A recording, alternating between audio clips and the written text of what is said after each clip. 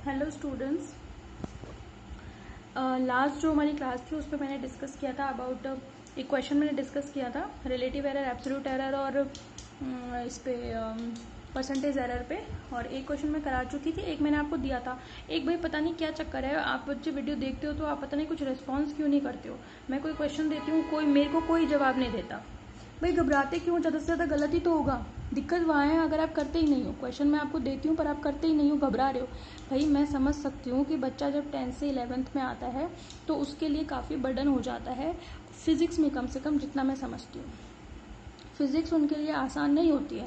आधे से ज़्यादा बच्चे मुझे पता है वो गिव अप कर चुके हैं। उन्होंने सोच लिया है कि भाई हमसे साइंस नहीं संभलेगी या हमसे फिजिक्स नहीं संभलेगी, या वो फिर मीन में एक निकालते होंगे वीडियो में कि भाई हमें तो मैडम से समझ में नहीं आ रहा या किसी और से समझ में नहीं आ रहा। भाई इस रवैये से तो किसी भी टीचर से समझ में नहीं आएगा। खुद ब्रह्मा जी उतर के भी समझा देंगे ना तो भी नहीं आएगा। मेहनत तो करनी ही पड़ेगी। बिना मेहनत किए, बिना दिमाग लगाए कुछ भी नहीं समझ में आएगा। मेरे से लिखवा लो, किसी से भी पढ़ लो चाहे। केवल एक 11th क्लास है जो मेरे को जो क्वेश्चन मैं देती हूँ उस पर रिस्पॉन्स नहीं करती। Otherwise second year, third year, 12th जितनी भी वीडियो डालती हूँ सब पे बच्चे कमेंट करते हैं। क्वेश्चन देती हूँ तो करते हैं, आंसर भी देते हैं, रिस्पॉन्स भी करते हैं। पता नहीं क्यों ये 11th क्लास को क्या है, भगवान जाने। कुछ नहीं कहती, कुछ बोलती नहीं, कोई जवाब ही नहीं देती, कुछ भी पता नहीं क्या है। देख रहे हैं नहीं देख रहे, भाई घबरा रहे हो ठीक है, पर घबरा के चीज़ों को छोड़ना गलत है। घबराहट सभी को होती है जब आप नई चीज़ समझते हो, पढ़ते हो, मुश्किलें आती हैं, नहीं भी समझ में आता कई बार, दैट्स ओके। बट प्रॉब्लम है जब आप गिव अप कर रहे हो, छोड़ रहे हो। तो मेरी सभी से रिक्वेस्ट है, जो जो ये वीडियो देख रहा है तो वो भाई कोई प्रॉब्लम है तो आप मेरे से कांटेक्ट करो ना डायरेक्ट। ग्रुप में जो जो बच्चे हैं सभी के पास नंबर है। किसी को कोई प्रॉब्लम आ रही है, किसी को कोई इशू आ रही है, आप कॉल करो एनी टाइम, कोई मना थोड़ी है आपको।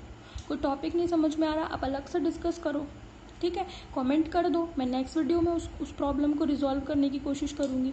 पर आप करो, रिस्पॉन्स दो भाई। सभी देखो इस फेज से, जिस फेज से आप पास हो रहे हो, गुजर रहे हो इस टाइम, उससे सभी गुजरे होते हैं साइंस के स्टूडेंट। हम भी जब किसी ज़माने में 10th से 11th में गए थे तो हमें भी फिजिक्स में दिक्कत हुई थी, पर हमने गिव अप नहीं किया था। बस आपके और हमारे में अंतर इतना है कि तब टीचर हमें सामने पढ़ाता था, क्योंकि सिचुएशन वो नहीं थी जो अभी है।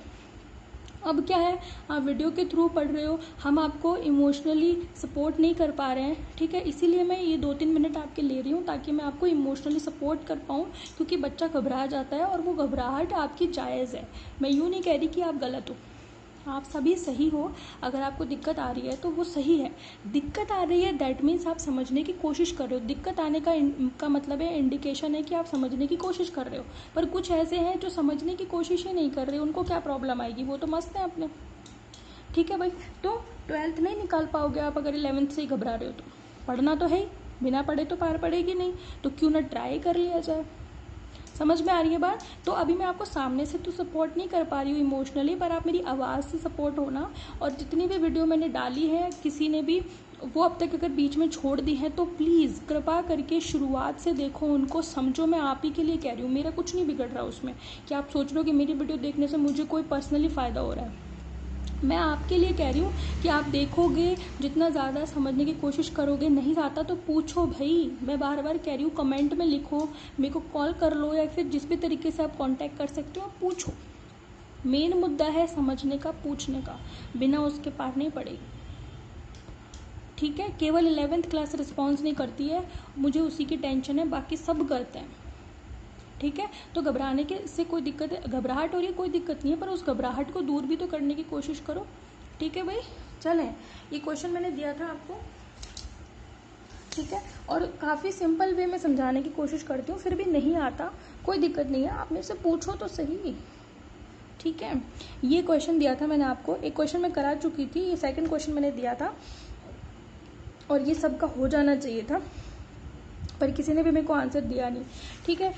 ठीक है भाई, देखें अभी इसमें आपको रिफ्रैक्टिव इंडिसेस दिए हुए हैं, 5 मेजरमेंट दे रखे हैं, 1 2 3 4 5, ठीक है। मतलब एक बच्चा है, उसको रिफ्रैक्टिव इंडिसेस का एक्सपेरिमेंट करने के लिए दिया गया है। मतलब होता क्या है, बेसिकली ग्लास प्लेट होती है ना, उसको एक पेपर पे रख करके और उस पर रेज जो हैं वो डाली जाती हैं और अलग अलग रीडिंग्स ली जाती हैं। तो उसने जब पहली बार प्रैक्टिकल किया तो ये वाली रीडिंग मिली, दूसरी बार किया तो ये मिली, तीसरी बार किया तो ये, चौथी बार किया तो ये, पांचवी बार किया तो ये, या यूँ कह लो 5 अलग अलग बच्चों ने रीडिंग ली है। समझ में आ गई? या तो आप कह लो कि एक बच्चे ने 5 बार लिया, या ये कह लो कि 5 अलग अलग बच्चों ने रीडिंग कैलकुलेट की, तो ये मेजरमेंट्स आए। आपको क्या कैलकुलेट करना है? Arithmetic mean, absolute error, relative error, percentage error. ठीक है, यानी कि एवरेज निकालना है, उसके बाद ये एरर निकालनी है, रिलेटिव निकालनी है, परसेंटेज एरर निकालनी है। समझ में आ गई? देखते हैं एक एक करके सभी को निकालते हैं। ठीक है भाई, देखें नंबर 1 फर्स्ट क्वेश्चन है अरिथमेटिक मीन। अरिथमेटिक मीन जिसमें आपको A1 गिवन है 1.52, A2 सेकंड मेजरमेंट है और वो है 1.48, थर्ड मेजरमेंट है 1.50, फोर्थ मेजरमेंट है 1.54 और फिफ्थ मेजरमेंट है 1.46। ठीक है, अब आपको सबसे पहले अरिथमेटिक मीन निकालना है, जिसको मैं कह देती हूँ ए मीन। और वो कैसे निकालोगे? आप इन सभी वैल्यूज को जोड़ दो, सम कर दो और नंबर ऑफ मेजरमेंट से डिवाइड, यानी कि 1 2 3 4 5 से डिवाइड कर देंगे। ठीक है, जोड़ दो सबको 1.52। अब इसमें कोई बहुत ज़्यादा रॉकेट साइंस तो है नहीं, मैं सिंपल बात कर रही हूँ, सिंपल वे में बात कर रही हूँ कि एब्सोल्यूट एरर निकालने से पहले मीन निकाला जाता है। और मीन कैसे निकालते हैं? नंबर ऑफ वैल्यूज़ में, जो भी आपकी वैल्यूज़ हैं उनमें नंबर ऑफ मेजरमेंट से डिवाइड कर दो। अब इसमें कोई, ये तो 8th क्लास का बच्चा भी समझ जाएगा। ठीक है, 1.50 प्लस 1.54 प्लस 1.46 डिवाइडेड बाय 5। ठीक है, तो जब आप इन सभी को डिवाइड करते हैं तो आपके पास आंसर आएगा, मतलब जोड़ने के बाद सबसे पहले जोड़ते हो तो आप आता है 7.50 डिवाइडेड बाय 5 करते हैं तो आपका आंसर आएगा 1.50। समझ में आ गई? एक्चुअली रिफ्रैक्टिव इंडिसेस जो इंडेक्स जो होता है उसको डिनोट किया जाता है म्यू से। किससे? म्यू, आधा मैं और यू, म्यू से डिनोट किया जाता है। इसलिए कभी कभी इसको, ये जो मीन है इसको हम शो कर देते हैं म्यू बार से। म्यू के ऊपर एक डंडा खींच देते हैं, उसको म्यू बार। म्यू बार का मतलब होता है एवरेज। समझ में आ गई बात आपको? तो ये आपका फर्स्ट क्वेश्चन कंप्लीट। नंबर दो आपसे पूछा उसने एब्सोल्यूट एरर। ठीक है, एब्सोल्यूट एरर निकालने का तरीका क्या होता है? मीन निकालना होता है, मीन हमारा निकल ही चुका है। नंबर 2 होता है हर मेजरमेंट में एरर निकालना। ठीक है, एरर इन एवरी मेजरमेंट,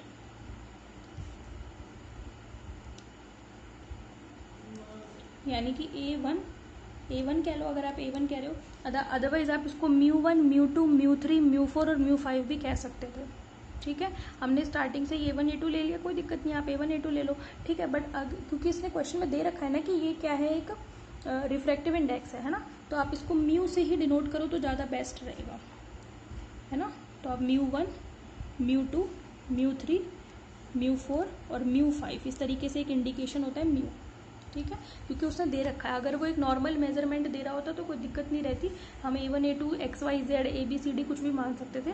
पर अभी हम फर्स्ट मेजरमेंट में एरर निकालनी है, तो आप कैसे शो करोगे? डेल्टा U1, फर्स्ट मेजरमेंट में एरर को किससे दिखाओगे? डेल्टा U1 से।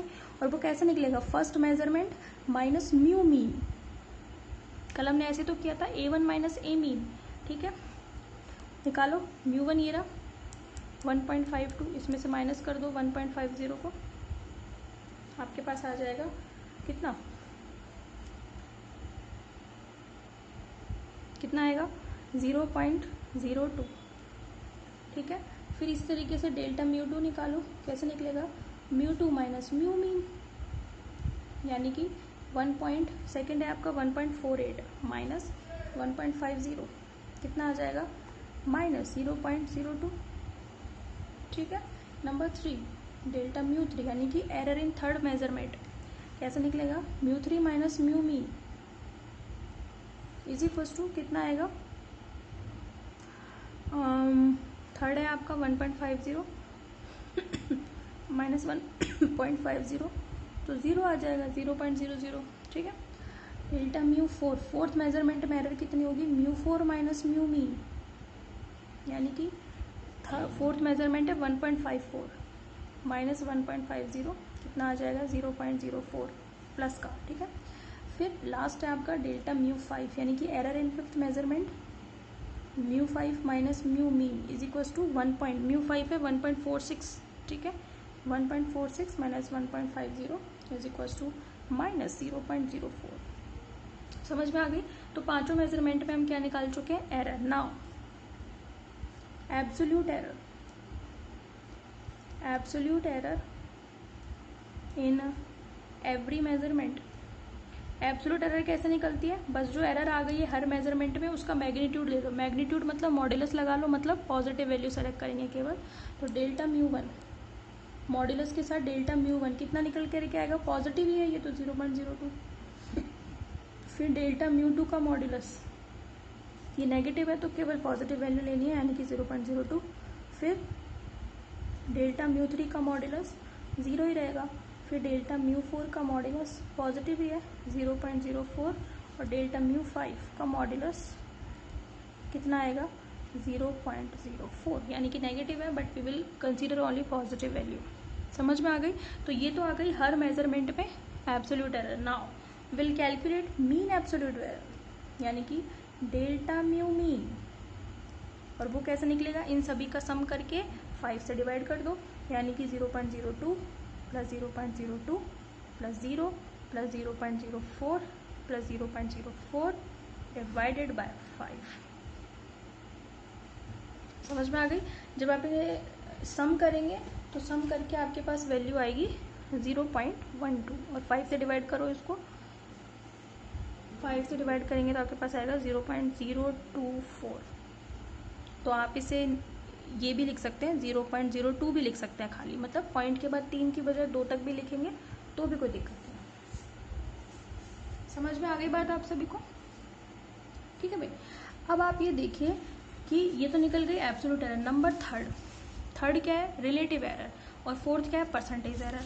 ये लो रिलेटिव एरर निकालो फटाफट से। नंबर थर्ड रिलेटिव एरर क्या था, रिलेटिव एरर थी हमारी रेशो ऑफ जो आपका एब्सोल्यूट एरर है mean absolute divided by mu mean, यानी कि मीन एब्सोल्यूट में मीन वैल्यू से डिवाइड कर दो। भाई कल जो हमने क्वेश्चन किया था बस वहाँ पे ए था, यहाँ पे म्यू है, इतना सा फर्क है, डेफिनेशन थोड़ी चेंज होगी, ठीक है। तो डेल्टा म्यू मीन हमने कितना निकाला है, अब ये भी निकाला है 0.02, रख देते हैं 0.02। और म्यू मीन कितना आया है हमारे पास, ये रहा, कितना है 1.50। तो अब डिवाइड करेंगे तो आपके पास आंसर आएगा 0.01।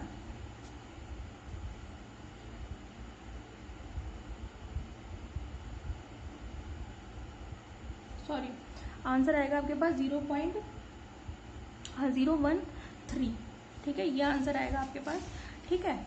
अच्छा, अब नंबर 4 है आपका परसेंटेज एरर। परसेंटेज एरर कैसे निकलेगी, बस आपको रिलेटिव एरर जो है उसको मल्टीप्लाई करना है 100 से, यानी कि 0.013 को आप 100 से मल्टीप्लाई कर दीजिए तो कितना आ गया 1.3%। समझ में आ गई बात आपको। Therefore correct way to denote, और वो क्या होगा आपका, मीन वैल्यू के साथ लिखते हैं ना। मीन वैल्यू कितनी थी 1.50, तो आप कैसे दिखाओगे इसको 1.50 प्लस माइनस 1.3, ये आपका तरीका है, ठीक है। मीन वैल्यू यानी कि ट्रू वैल्यू के साथ प्लस माइनस लगा करके 1.3 इस तरीके से लिखा जाता है। समझ में आ गई बात आपको।